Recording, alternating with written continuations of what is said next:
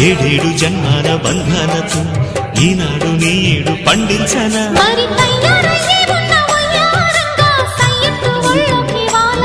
చూసుకొచ్చానమ్మా చూడు ఉత్సాహంగా చిన్నారి వన్నెల్ని ఏలంగా ప్రతిక్షణం